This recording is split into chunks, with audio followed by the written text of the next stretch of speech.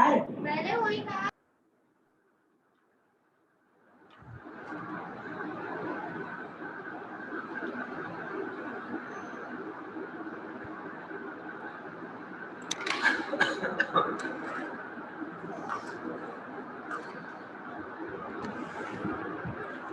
सब बच्चों को मेरी तरफ से अस्सलाम वालेकुम।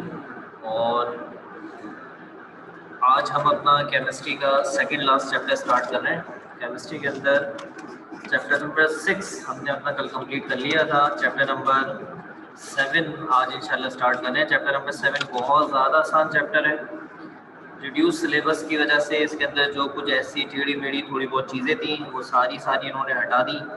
नतीजे में अब ये बहुत ज़्यादा आसान चैप्टर हो गया है हमारे पास।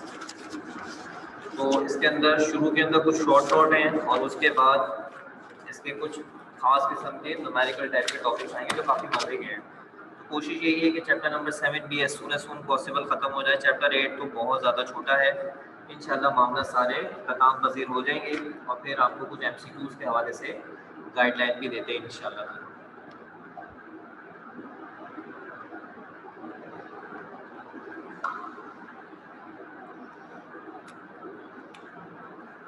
चैप्टर नंबर 17 हमारा इसका चैप्टर नंबर 17 माजर चाहता हूँ। Chapter number 7 solution and electrolytes के नाम से है। इस चैप्टर के अंदर हमें डिस्कस करना है व्हाट इज हाइड्रेशन, हाइड्रेशन क्या होता है, और हाइड्रोलाइसिस, हाइड्रोलाइसिस हाइड्रेशन क्या चीज़ है, हाइड्रोलाइसिस क्या चीज़ है, उसके बारे में हमें डिस्कस करना है। इसके अलावा हमें डिस्कस करना है ऑक्सीडेशन रिडक्शन क्या होता है।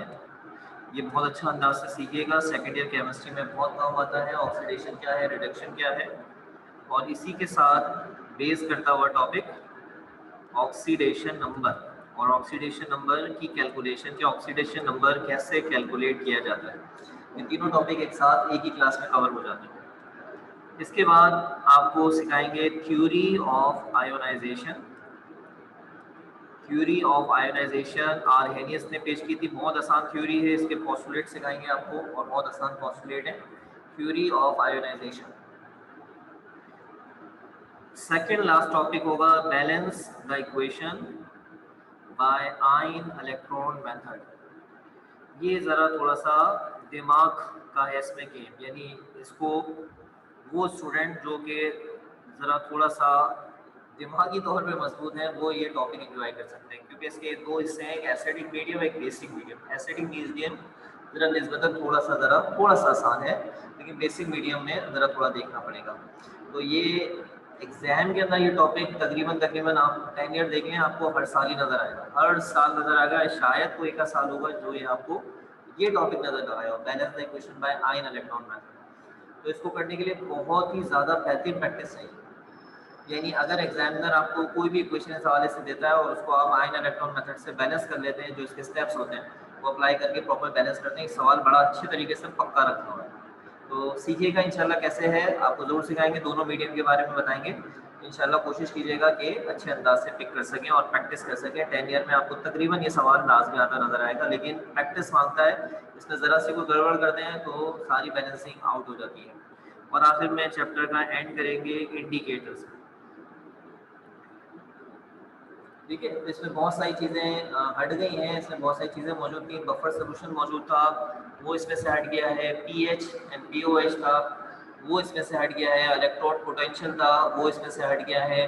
कंसंट्रेशन ऑफ अ सोल्यूशन इसमें था, मोलैरिटी, मोलिलिटी, नॉर्मलिटी वगैरह वो सब इसमें से हट गया। इलेक्ट्रोलाइसिस के जो मामला थे वो इसमें से हट गए। तो काफ़ी सारी चीज़ें इसमें से हट गई हैं, जिसकी वजह से अब ये ज़रा थोड़ा मुख्तसर हो गया है। सही है, ये इंट्रोडक्शन था। आइए सबसे पहले हाइड्रेशन पर एक शॉर्ट नोट तैयार करते हैं। एग्जाम में अगर हाइड्रेशन पर टॉपिक आता है तो शॉर्ट नोट के अंदाज में आ सकता है। आइए हाइड्रेशन पे एक शॉर्ट नोट के अंदाज में टॉपिक बनाते हैं। आज का लेक्चर हमारा हाइड्रेशन पर चलेगा इंशाल्लाह ताला। फिर जो नेक्स्ट लेक्चर होगा वो हमारा हाइड्रोलाइसिस और ऑक्सीडेशन रिडक्शन पर चलेगा। तो हम हाइड्रेशन के ऊपर आपसे बातचीत करते हैं। What is hydration? Is hydration क्या चीज है बच्चों? हाइड्रेशन लफ्ज जो होता है ये असल में वाटर के लिए इस्तेमाल किया जाता है। ये जो लफ्ज होता है water, HYD, hydrogen.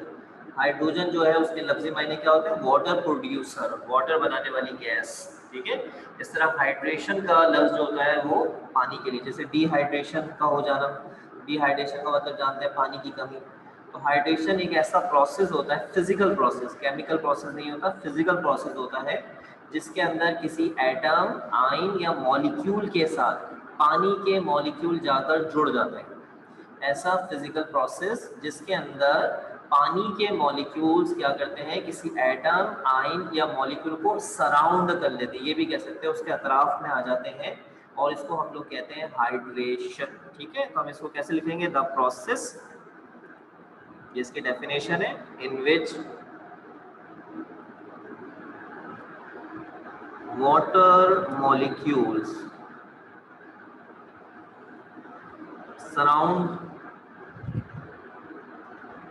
surround an atom or ion or a molecule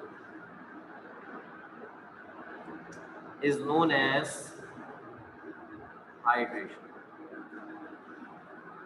is known as hydration. ठीक है, अब मैं आपको इसकी कुछ मिसालें देता हूँ, फिर इसके बाद मजीद आगे बढ़ाते हैं। फॉर एग्जाम्पल, सबसे पहले एग्जाम्पल है कैल्शियम सल्फेट प्लस 2H2। याद रखें, इक्वेशन जरूर लिख के दिखा रहा हूँ, लेकिन ये एक फिजिकल प्रोसेस है, इसकी कोई इक्वेशन नहीं है। इसे समझा रहा हूँ कि कैल्शियम सल्फेट जो एक सॉलिड होता है उसके साथ पानी के ये मॉलिक्यूल अटैच हो जाते हैं और ये बन जाता है CaSO4.2H2। दूसरी देखें, दूसरी हमारे पास है CuCl2 copper chloride plus 4H2 और ये बन जाता है CuCl2 4H2O। इसी तरह से हमारे पास तीसरी मिसाल है MgCl2 और इसमें है 6H2O, तो ये बन जाता है MgCl2 6H2। ये सारे के सारे आपको जो नजर आ रहे हैं CaSO4, CuCl2, MgCl2, ये सारे के सारे कहलाते हैं anhydrous compounds. Anhydrous compounds, anhydrous compound से मुराद ऐसे कंपाउंड जिनके अंदर पानी मौजूद ना हो, ये सारे एनहाइड्रस कंपाउंड हैं। और ये जो सारे के सारे आपको कंपाउंड नजर आ रहे हैं इनको हम कहते हैं हाइड्रेटेड कंपाउंड्स। ये सारे हाइड्रेटेड कंपाउंड्स। हाइड्रेटेड कंपाउंड से मुराद क्या होता है? जिनमें पानी के मॉलिक्यूल्स होते हैं। इनमें पानी के मॉलिक्यूल जुड़े हुए जरूर हैं, सराउंड जरूर करे हुए हैं, लेकिन ये सॉलिड फॉर्म में सारे कंपाउंड एग्जिस्ट करते हैं और ये ड्राई होते हैं, खुश्क हैं। यानी अगर ये आपके हाथ में होगा, ऐसा नहीं होगा कि आपको एक गीले महसूस होगी नमी, लेकिन इनके स्ट्रक्चर के अंदर पानी के मॉलिक्यूल अटैच हो जाते हैं। ये सारे ड्राई होते हैं लेकिन हाइड्रेटेड कंपाउंड्स कहलाते हैं। बेटा यहाँ तक समझ में आ गया? सब बच्चे यहाँ तक मुझे यस और ओके कर दें। यहाँ तक सारी बातें क्लियर हो गई हैं, तो हम टॉपिक को मजीद आगे बढ़ाते हैं।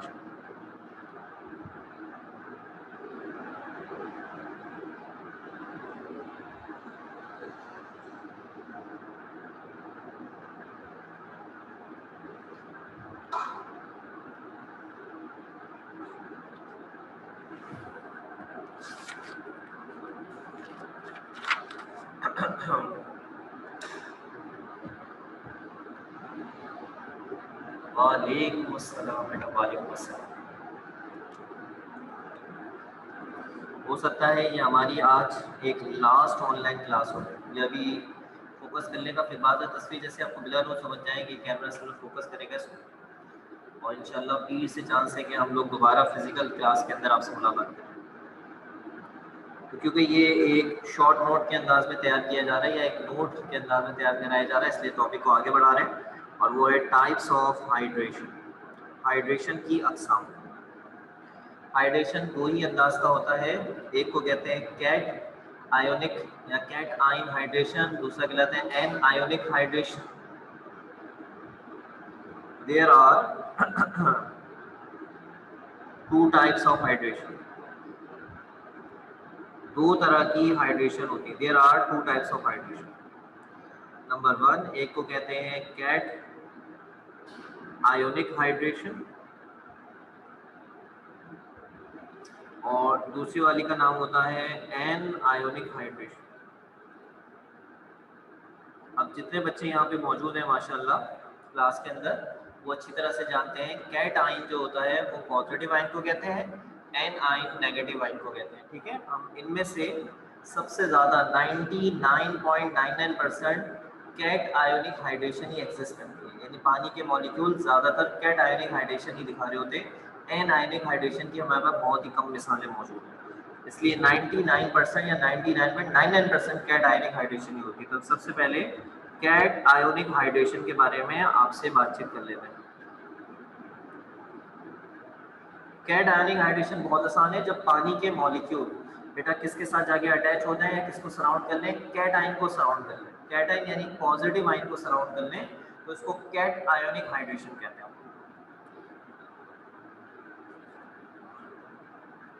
Such a hydration in which water molecules surround a cation. Cation का मतलब समझ गए ना बेटा, positive ion, is known as cation hydration. Is known as cation hydration. इसको cation hydration कहते हैं। जब पानी के मॉलिक्यूल किसी पॉजिटिव आयन के साथ जुड़ जाते हैं, उसके साथ अटैच हो जाते हैं, उसे सराउंड कर लेते हैं, तो उसको कैट आयोनिक हाइड्रेशन कहते हैं। तो इसकी हमारे पास काफ़ी मिसालें हैं, उनमें से कुछ मिसालें हम आपको दे सकते हैं अभी फिलहाल। तो फॉर एग्जांपल पहली मिसाल देखें, नंबर 1 एग्जाम्पल। पहली मिसाल है हमारे पास CuCl2 और साथ में है इसके साथ 4H2।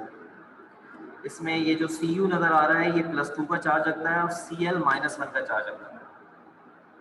ठीक है, फिर ये वाला 2 इससे मल्टीप्लाई होकर इसको -2 कर देगा। तो ये CuCl2 ये आपका कैटायन है। यहाँ ये आपको एक डायग्राम से समझ में आएगा, वो डायग्राम मैं आपको दिखाता हूँ। डायग्राम देखें, ये आ गया जनाब आपका कॉपर जिसके ऊपर +2 का चार्ज है, और ये आ गया पानी, ये पानी का मॉलिक्यूल आ गया, ये आ गया, एक 4 है यहाँ पे, एक दूसरा यहाँ पर आ गया, तीसरा यहाँ पर आ गया, इसका स्ट्रक्चर है, और चौथा यहाँ पर आ गया। ये खास तरह की ज्योमेट्री है। ऑक्सीजन के पास एक क्या मौजूद होता है, लोन पेयर, एक फालतू पेयर पड़ा होता है ऐसे करके, लोन पेयर। और पानी के मॉलिक्यूल कॉपर से अटैच होने के लिए अपना ये लोन पेयर इसको दे देते हैं ऐसे करके। अगर ये पानी के मॉलिक्यूल कॉपर से जुड़ना चाहते हैं तो वो क्या करते हैं, अपना लोन पेयर इसको दे देते हैं। तो ये जो स्ट्रक्चर आपको नजर आ रहा है ये है बेटा CuCl2 4H2। ठीक है, इसके अंदर Cl इस स्ट्रक्चर में आपको नजर नहीं आएगा, लेकिन इसी का एक दूसरा स्ट्रक्चर है उसमें आपको Cl नजर आएगा। दूसरा स्ट्रक्चर भी देख लें आप जरा। दूसरा स्ट्रक्चर जो है वो कुछ इस तरह से है, यही वाला सेम स्ट्रक्चर है लेकिन जरा ज्योमेट्रिकल शेप में है, जरा ऐसे। ये रहा आपका Cu+2, ये रहा आपका ऑक्सीजन, और ये रहा हाइड्रोजन यानी वाटर, पहला वाटर, ये दूसरा वाटर, ये तीसरा वाटर, ये चौथा वाटर, और इन सब से यहाँ से आपने एक लाइन ऐसे आगे बढ़ानी है। मतलब है इस लाइन का ये सब अपना लॉन पेयर इसको दे रहे हैं। ठीक है, और ये सारा ऐसे करके ब्रैकेट बनाना है यूं करके, और ब्रैकेट के बाद हमने यहाँ पे किसको दिखाना है, Cl2। ये जो आपको शेप नजर आ रहा है, इस शेप को एक खास नाम देते हैं। इस शेप का नाम है स्क्वायर प्लेनर स्ट्रक्चर, और इसके अंदर जब एंगल नापा जाता है तो वो 90 का एंगल होता है। इसको कहते हैं स्क्वायर प्लेनर स्ट्रक्चर 90 डिग्री। ये शेप जो है ये है बेटा कैट आयोनिक हाइड्रेशन। और फॉर्मूला भी थोड़ा सा बदल जाता है, फॉर्मूला इस तरह लिखा जाता है Cu, कितने पानी के मॉलिक्यूल हैं यहाँ पे, H2O 4, ऐसे ब्रैकेट बनाते हैं, ये फॉर्मूला यहाँ पे छोड़ देता हूँ, यहाँ जगह नहीं है इसलिए मैं आपको दूसरी जगह पे फॉर्मूला लिख देता हूँ। पहले मुझे यहाँ तक ओके कर दें, यहाँ तक समझ में आ गया, नीचे सही भी लिखा जाएगा फॉर्मूला, जगह नहीं है। ये स्ट्रक्चर समझ में आ गया यहाँ तक? यहाँ तक यस करते हैं, शाबाश जल्दी से, शाबाश, वेरी गुड, शाबाश मेरे बच्चों, जबरदस्त।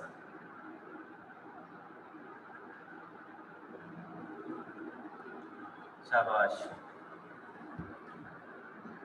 तो वहाँ जगह नहीं थी इसलिए वो मैं यहाँ लिख देता हूँ। अब ये इस तरह से फॉर्मूला लिख दिया जाता है, CuH2O 4 ऐसे ब्रैकेट बनाते हैं और ये आ गया Cl2, ये वही वाला फॉर्मूला है और अब ये इस तरह से लिख दिया जाता है। पहले किसी और तरह से लिखा था, अब इस तरह से लिख दिया गया। अब इसी के हम एक दूसरी एग्जाम्पल भी आपको देते हैं। दूसरी एग्जाम्पल में हमारे पास मौजूद है एग्जाम्पल नंबर 2 देखें। बस 2 एग्जाम्पल देनी क्योंकि कैट आयोनिक हाइड्रेशन ज्यादा होता है इसलिए हम वो ज्यादा डिस्कस करें। एन आयोनिक हाइड्रेशन तो लिमिटेड ही है, ऐसी बात है, ठीक है। तो दूसरी एग्जाम्पल है हमारे पास MgCl2 6H2, उसमें 4 थे इसमें 6 हैं।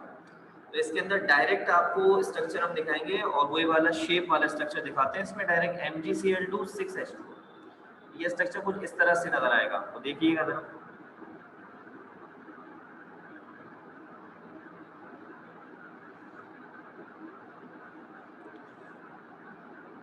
ये आ गया आपका पहला वाटर,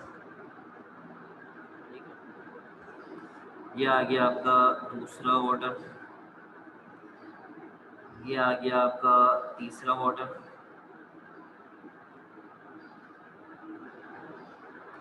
ये आ गया आपका चौथा वाटर,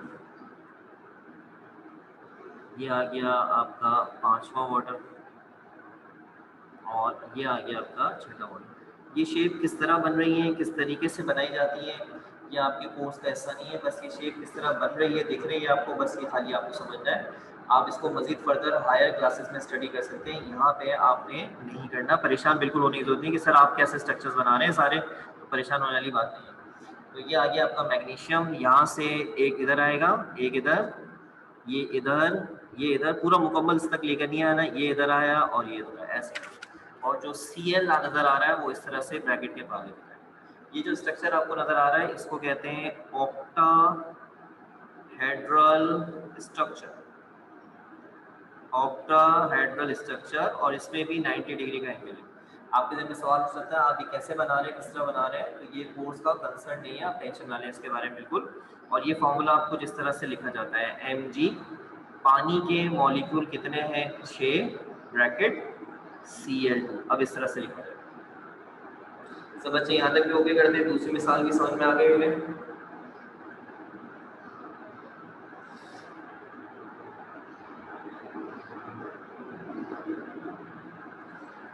शाबाश, वेरी गुड, बाकी बच्चे भी।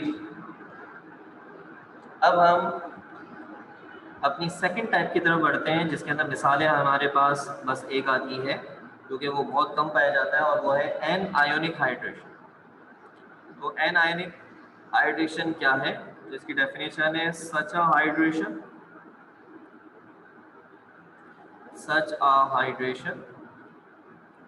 in which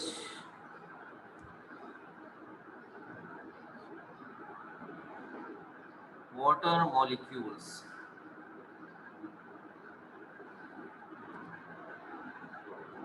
surround anion is known as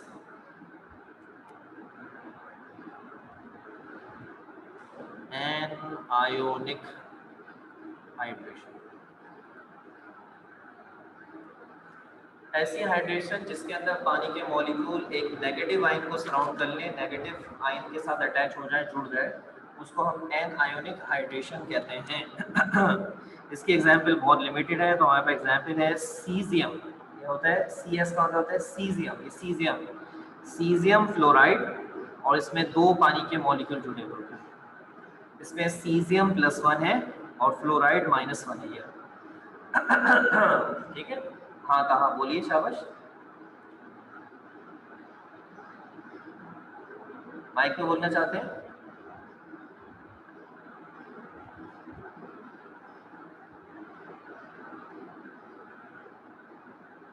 caesium fluoride 2H2।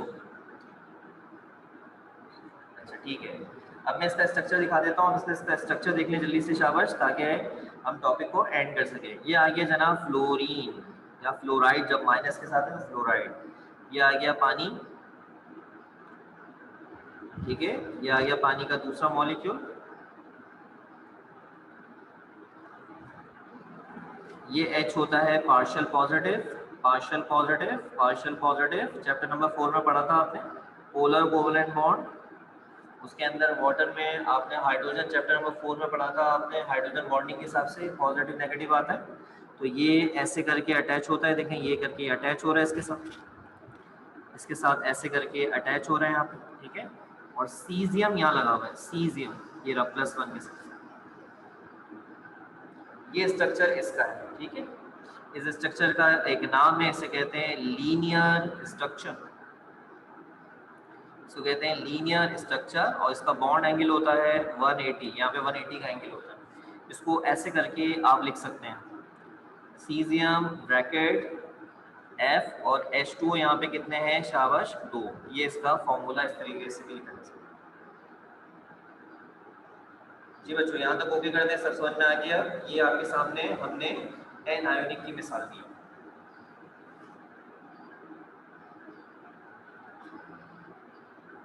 यहाँ तक सब क्लियर है, शाबाश।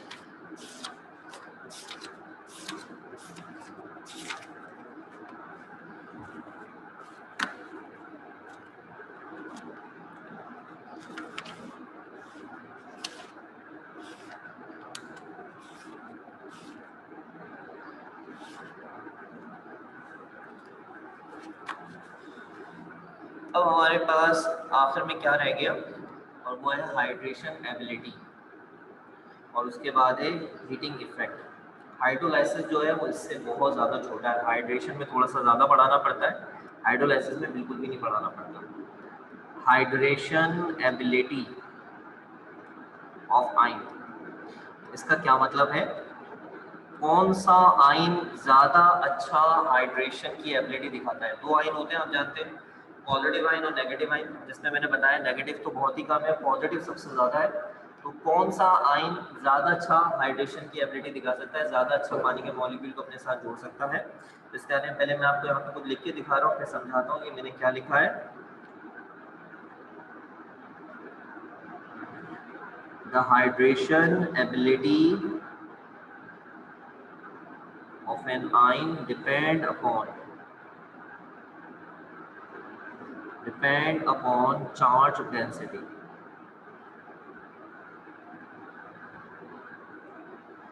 Higher the value of charge density, higher will be the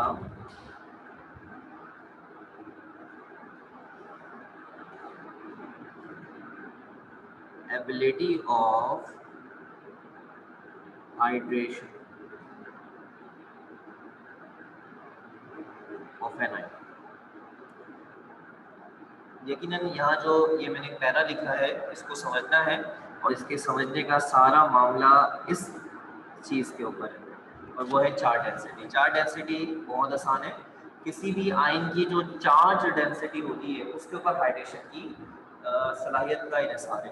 यानी कोई भी आयन अगर हाइड्रेशन की सलाहियत को अच्छा दिखाता है तो वो चार्ज डेंसिटी पर है। चार्ज डेंसिटी अगर ज़्यादा होगी तो नतीजे में हाइड्रेशन की एबिलिटी भी ज़्यादा होगी, और चार्ज डेंसिटी अगर कम होगी तो हाइड्रेशन की एबिलिटी भी कम नजर आएगी। ये चार्ज डेंसिटी क्या चीज़ है, इसके बारे में क्या कहते हैं, बहुत आसान है।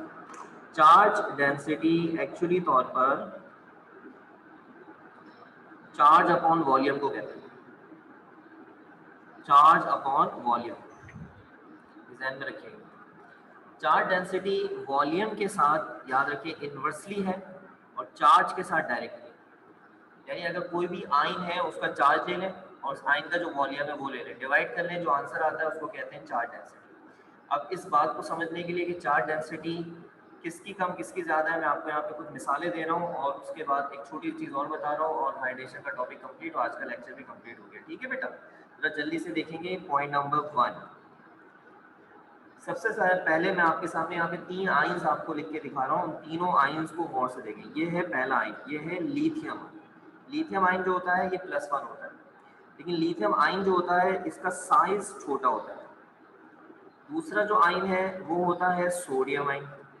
सोडियम आयन के पास भी +1 का चार्ज है, दोनों के पास सेम चार्ज है, लेकिन सोडियम आयन जरा थोड़ा सा बड़ा होता है। तीसरा आयन है पोटेशियम आयन। पोटेशियम का भी +1 है, लेकिन इसका साइज सोडियम से भी बड़ा होता है। अब आप जरा बताएं किसकी चार्ज डेंसिटी कम, किसकी ज्यादा है? तो इसका जवाब इस फॉर्मूले से देखेंगे। चार्ज डेंसिटी चार्ज के साथ डायरेक्टली, लेकिन यहाँ तो तीनों का चार्ज सेम आ रहा है, तो आप चार्ज समझ देंगे। चार्ज डेंसिटी वॉल्यूम के साथ इन्वर्सली, यानी कम वॉल्यूम ज्यादा चार्ज डेंसिटी। इसका मतलब है कि लिथियम का वॉल्यूम कम है तो इसकी चार्ज डेंसिटी ज्यादा है, इसकी हाइड्रेशन की एबिलिटी भी ज्यादा है। और अगर मैं कहूँ पोटेशियम की बात करें, सोडियम को छोड़ें, पोटेशियम की बात करें, तो पोटेशियम का वॉल्यूम ज्यादा है तो इसकी चार्ज डेंसिटी कम, इन्वर्सली रिलेशन है।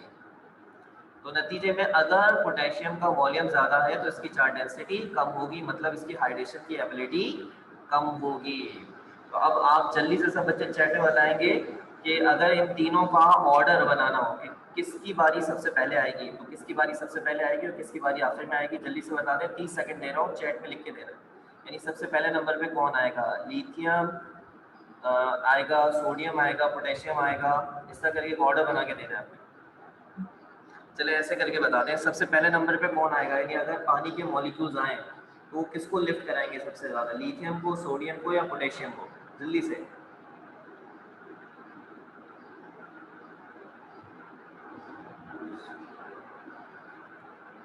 तो बच्चों हम यहाँ पर ऑर्डर ऑफ हाइड्रेशन एबिलिटी बना रहे हैं, ऑर्डर ऑफ हाइड्रेशन एबिलिटी। बच्चों एक बात हमेशा ये याद रखिएगा, सवाल करें आप गलत जवाब दे दें तो कोई टेंशन वाली बात नहीं, ठीक है बच्चों? याद रखें, कम वॉल्यूम पर चार्ज डेंसिटी ज़्यादा होगी और ज़्यादा चार्ज डेंसिटी पर हाइड्रेशन की एबिलिटी ज़्यादा होगी। और यहाँ पे लिथियम जो है बेटा, इसका वॉल्यूम कम है, इसकी चार्ज डेंसिटी ज़्यादा है, नतीजे में इसकी हाइड्रेशन एबिलिटी ज़्यादा है। तो लिथियम ऑर्डर के अंदर सबसे पहले नंबर पे होगा, उसके बाद सोडियम की बारी आएगी बेटा, और सबसे आखिर में बारी आएगी बेटा पोटेशियम।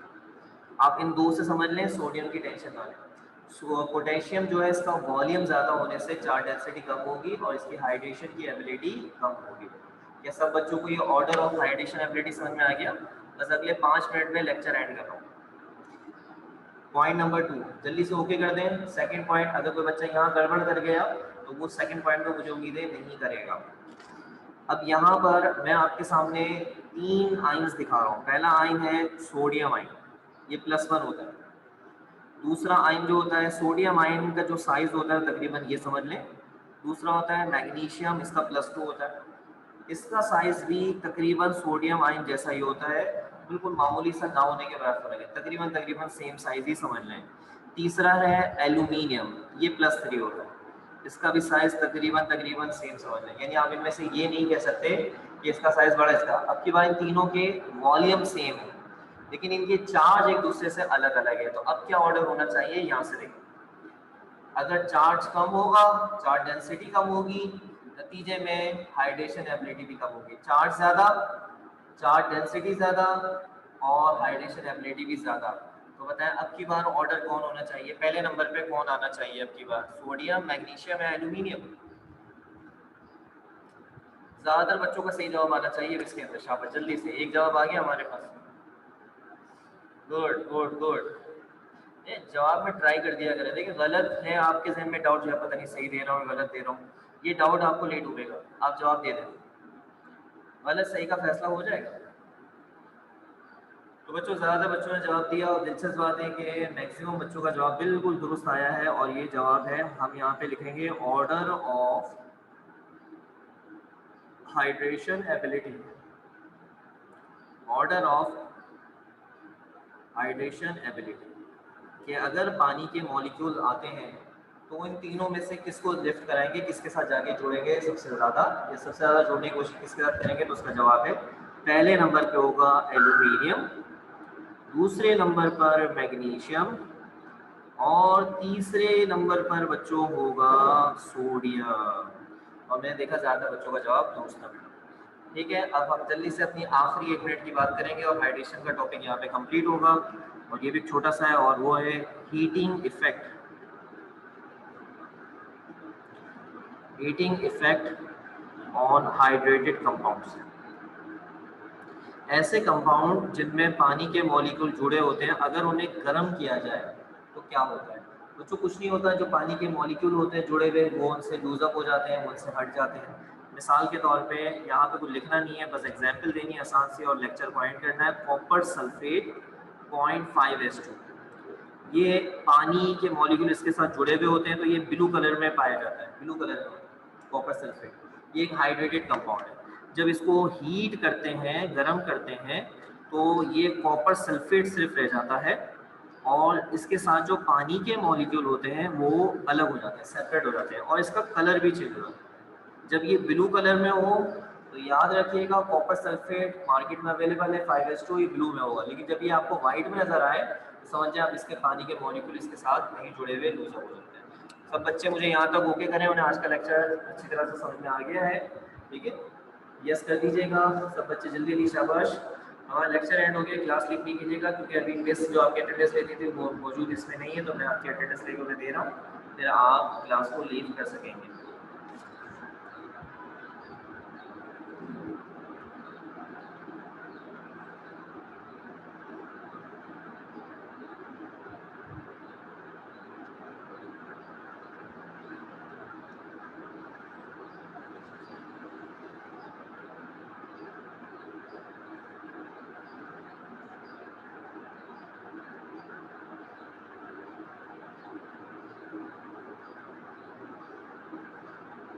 ठीक है बच्चों, मैंने अटेंडेंस ले ली है।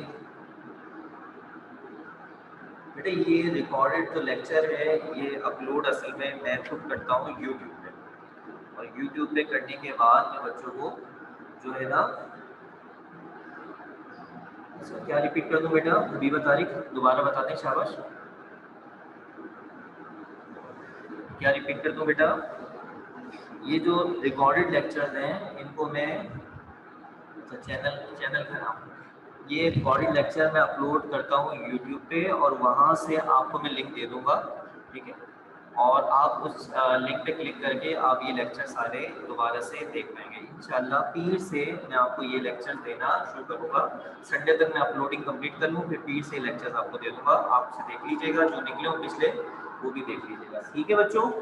अच्छा मुझे इजाज़त दें, अपना ख्याल रखिएगा, मिलते हैं इंशाल्लाह ताला इस दुआ से कि पीर को हमारी मुलाकात फिजिकल हो रही है, आपको हाइड्रोलाइसिस और आगे के टॉपिक बताते हैं। अपना अपने घर वालों का ख्याल रखिएगा, मुझे दें इजाज़त सब बच्चों को, अल्लाह हाफिज़।